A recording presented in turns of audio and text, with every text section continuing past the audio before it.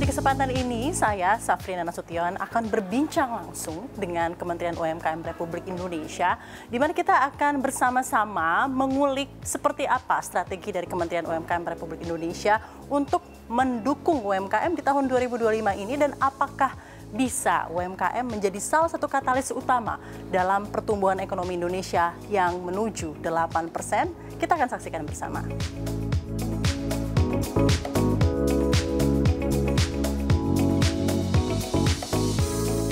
Halo Pak Maman, apa kabar? Halo Mbak, baik, Senang alhamdulillah. Kamu apa kabar? Sehat, alhamdulillah. Selamat datang di dunia UMKM, rumah di Smesco Building, Di SME Smesco Tower. Building ya Pak, dan juga katanya mau pindah ke sini ya Pak ya, segera ya, Insya Pak Allah. ya. Oke, Ini Pak. banyak barang-barang tuh. Iya, Ini cantik-cantik banget Pak. item-item produk dari seluruh Indonesia kumpulin di sini. Iya, makanya luar biasa showcasing ya Pak ya, langsungnya Jadi karya-karya nanti Pak kalau kita udah UMKM. pindah ke sini, kamu harus belanja di sini loh ya. Pasti Pak. Barang-barang UMKM. Langsung ya, langsung ditodong sama Oh, Pak gitu, Menteri. sekarang jadi gitu. marketing. Pak, kita akan ngobrol-ngobrol langsung nih Pak, kira-kira di kepemimpinan Bapak seperti apa sih outlook UMKM di tahun ini, dan juga kan banyak target nih Pak Presiden Prabowo untuk menuju 8% pertumbuhan ekonomi. Kira-kira sumbangsi UMKM itu akan kayak gimana? Kita akan diskusikan langsung Pak. Oke, Mungkin bisa duduk terlebih siap, dahulu. Yuk, Pak. dengan Mari, senang Pak. hati. Mari Bapak. Ya, pemirsa, kita akan lanjutkan diskusi kita bersama dengan Menteri UMKM Republik Indonesia, Bapak Maman Abdurrahman. Pak Maman, apa kabar nih Pak? Baik, alhamdulillah. Senang sekali CNBC bisa akhirnya berbincang dengan Pak Maman. Terima kasih sama-sama. Kita juga senang juga nih bisa bareng sama CNBC. Pak, ini pas banget 3 bulan Pak setelah 100 hari pemerintahan Prabowo Gibran per 20 Januari ya Pak. Ya. Evaluasi seperti apa Pak, program apa yang sudah dikeluarkan oleh kementerian Anda? Sejujurnya, pertama saya harus sampaikan dari Pak Prabowo sih sebetulnya tidak ada menargetkan ada kerja 100 hari, itu kita nggak ada ditargetkan seperti itu. Karena memang saya harus sampaikan secara objektif, hampir tidak mungkin kita bisa berbuat dalam tempo waktu 100 hari ataupun kurang lebih 3 bulan gitu ya.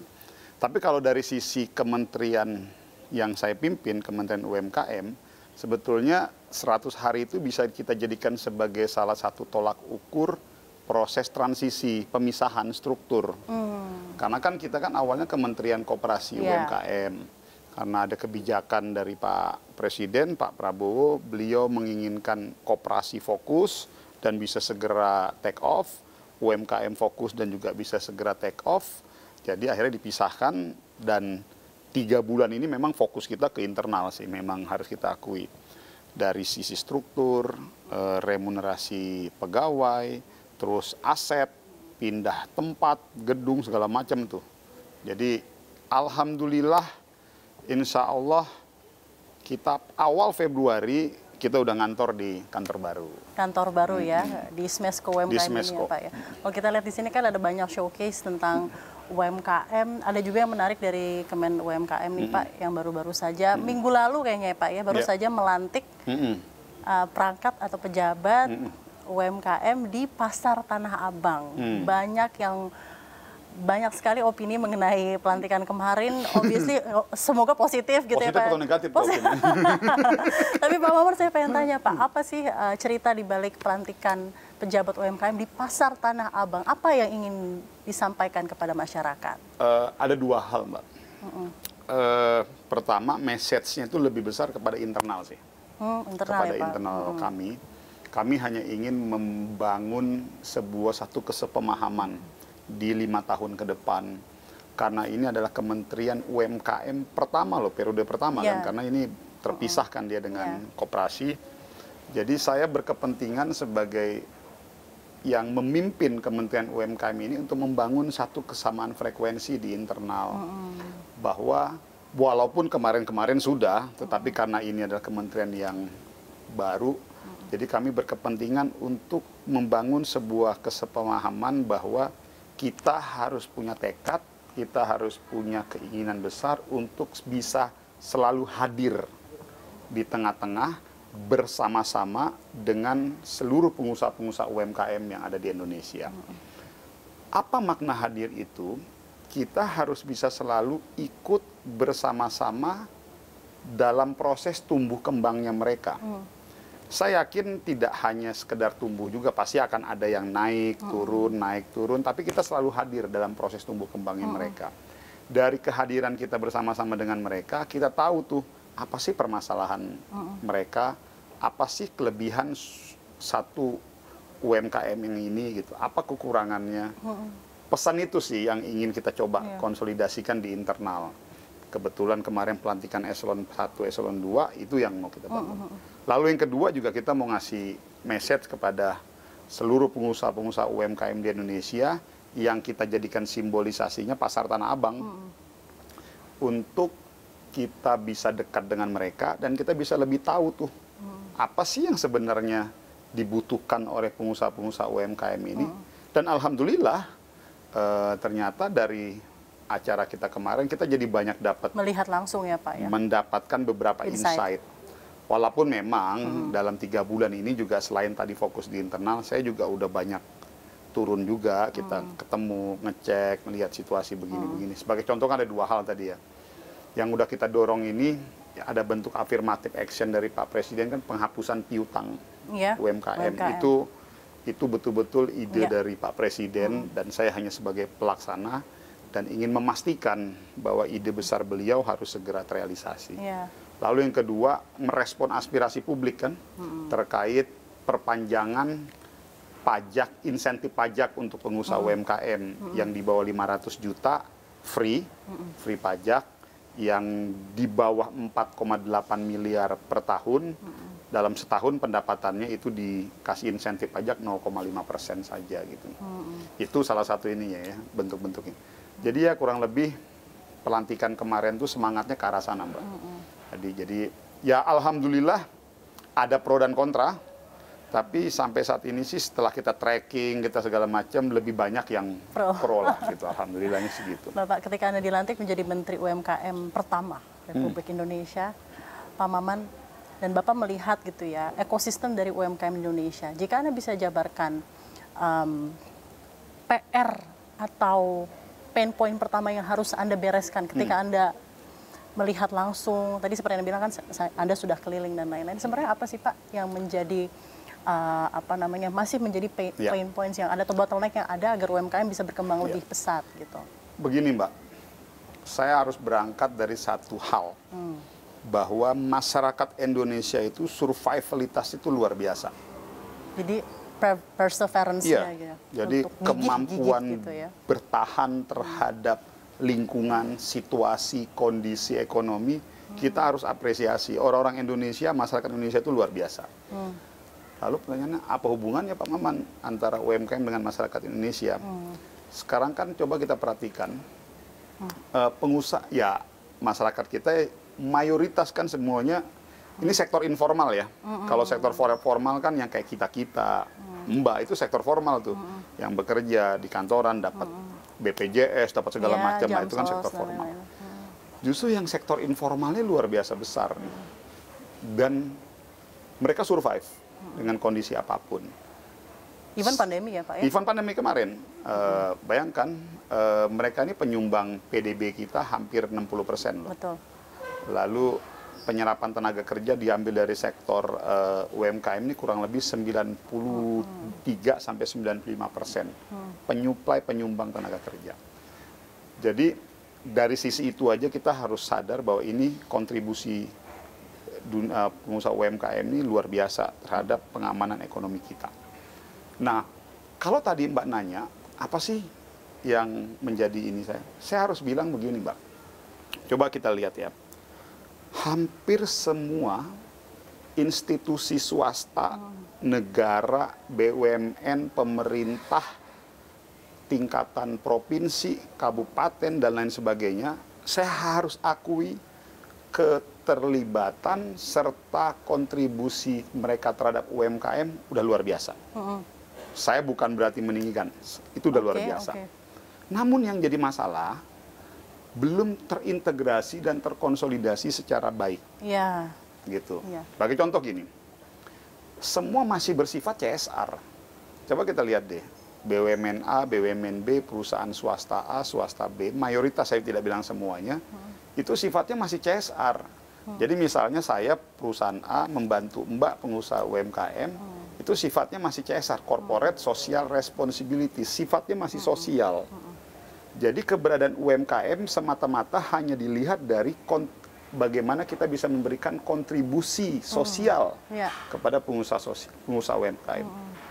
Ke depan itu tetap kita pertahankan, tapi harus kita rubah. Ada tambahan satu lagi, apa namanya? Corporate Business Responsibility. Jadi setiap institusi usaha, perusahaan swasta maupun BUMN ke depan harus kita dorong engagement-nya itu engagement bisnis dengan pengusaha-pengusaha UMKM ini. Itulah yang saya sebut problem kita sekarang itu terjadi disconnectivity antara UMKM dengan industri besar. Jadi Anda melihat memang ada saya melihatnya itu, ada missing link lah kalau istilah saya. Contoh, di industri otomotif kita, antara industri besar, manufaktur mobil, manufaktur motor, itu mereka dalam membangun bikin pabrik mobilnya atau pabrik motornya, mereka memberdayakan UMKM tuh. Supply spare partnya, supply jok motornya, supply saddle-nya apa tuh macam-macam itu standar motor segala macam. Itu yang kita sebut terbangun connectivity. Ada rantai pasok yang terjalin. Kalau di UMKM tidak ada separate ya Pak? Nah, seperti apa? Itu baru terjadi di sektor otomotif. Nah, ini yang lagi mau saya duplikasi, kita replikasi, kita dorong di sektor-sektor lainnya. Supaya antara industri besar dengan UMKM-nya terconnectivity. Itu jadi, bentuknya berupa apa Pak? Aplikasi kah atau ini lagi kita bangun? Maksudnya kita masih ideasi ya Pak ya, sekarang masih ini dalam ide duduk ya. Dan perangkat aturannya juga lagi mau kita dorong ke sana. Jadi kita tidak mau hanya sekedar CSR, gitu. Jadi kalau cuma sekedar CSR ya sudah, lu cuman ngebantu kulitnya doang, gitu. Tetapi isi keseluruhannya kita nggak support gitu. Kan kalau CSR kan semata-mata hanya tanggung jawab sosial. Tapi kalau kita buat menjadi corporate business responsibility, lalu ada grup-grup usaha besar, misalnya mereka pabrik susu, kita dorong melibatkan UMKM, terbangun rantai supply, kayak tadi merchandise. Jadi problem kita dengan barang-barang impor itu kan dari Cina itu kan masalah harga dan kuantitas produk jumlah. Kalau kita buat holdingisasi atau clustering UMKM, di bawahnya itu ada ratusan sampai ribuan UMKM, kita tarik tuh dengan bisnis yang dengan skema bisnis yang sama. Misalnya ada holding merchandise, di bawahnya ada 1000 UMKM, kita order mereka, kalian produksi 5.000 piece. Produksi 5.000 piece. Lama-lama kan jumlah volumenya bertambah, kos produksi akan turun. Bisa kita bersaing dengan produk-produk di sana. Tadi Bapak menyebut mengenai UMKM itu ya bukan salah satu Pak, bahkan backbone of our economy ya Pak ya. Penyumbangnya sampai 60% dan untuk tenaga kerja bahkan 93 sampai 95% ya Pak ya. Dan yang menarik juga mengenai ekosistem UMKM ini adalah when they thrive atau mereka sukses, ini langsung dampaknya langsung terasa kepada keluarga, komunitas dan lainnya. Jadi beran life changing gitu Pak. Berbeda dengan kalau formal sektor yang thriving gitu ya Pak ya.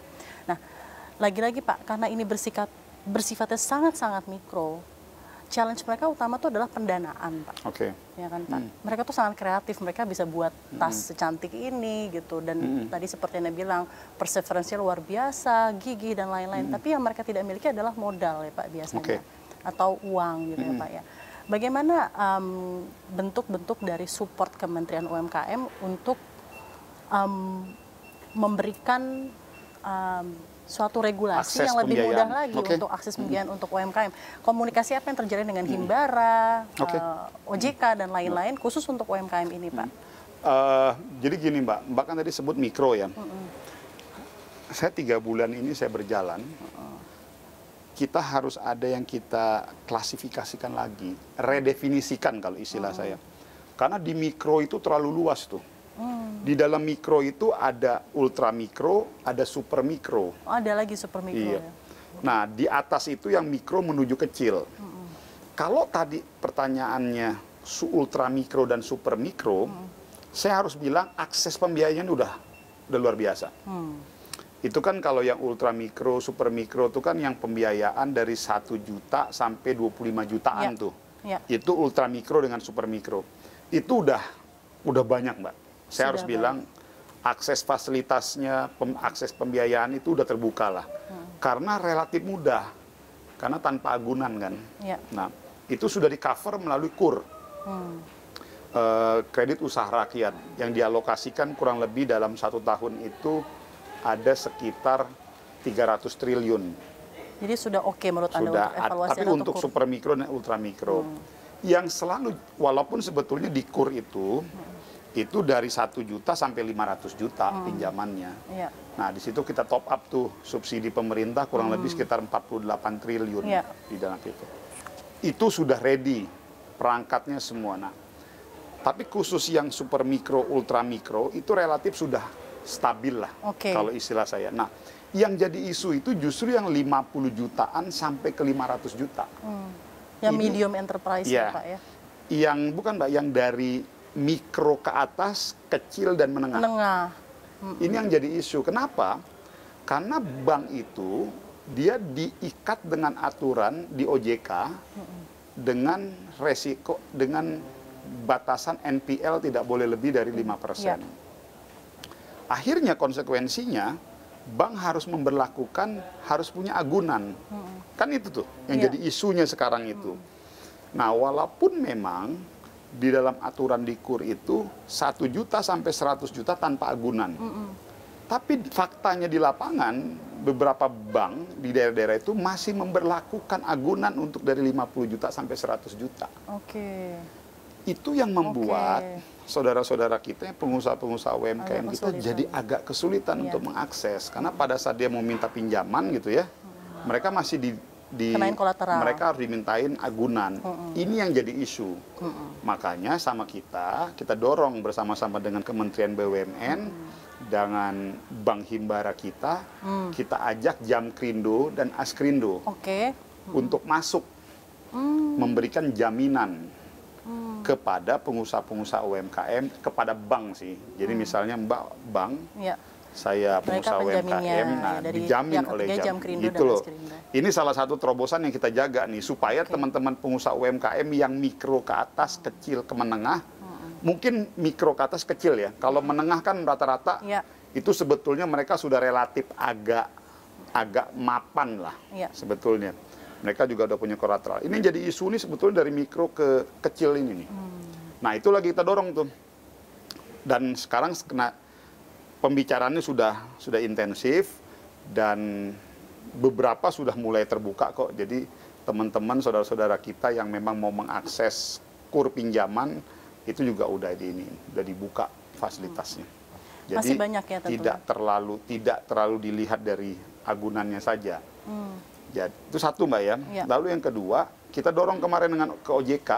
Jadi para pengusaha UMKM apabila dia ingin mengajukan pembiayaan tidak hanya dilihat dari agunan.